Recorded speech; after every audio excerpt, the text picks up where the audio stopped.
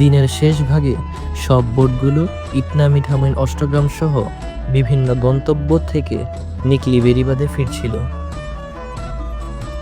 যা দেখতে অত্যন্ত মনোমুগ্ধকর লাগছিল।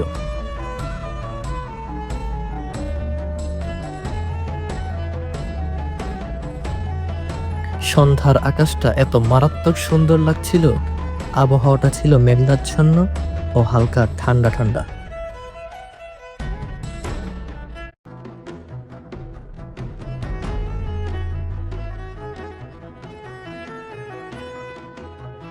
রাতের হাওর আবার অন্যরকম, নিস্তব্ধ হাওর, কোথাও কোনো শব্দ নেই, কেবল পানির ঢেউয়ের শব্দ আর সাথে হালকা ঠান্ডা বাতাস। তা কি যে অনুভূতি, ভাষায় প্রকাশযোগ্য নয়। আমি বলবো, হাতে সময় ও সুযোগ থাকলে একবার রাতের হাওরের অভিজ্ঞতা নেওয়ার জন্য।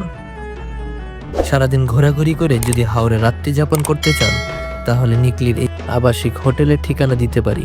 একবারে হাওরের পানির উপর নির্মিত এই আবাসিক হোটেল, ফোন নম্বর দিয়ে দিলাম, যোগাযোগ করে আসতে পারেন।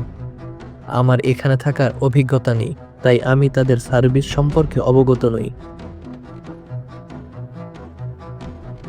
আজকের ভিডিওটি এই পর্যন্তই। ভিডিওটি ভালো লাগলে সাবস্ক্রাইব করে মানবতার এক অনন্য উদাহরণ রচনা করতে পারেন।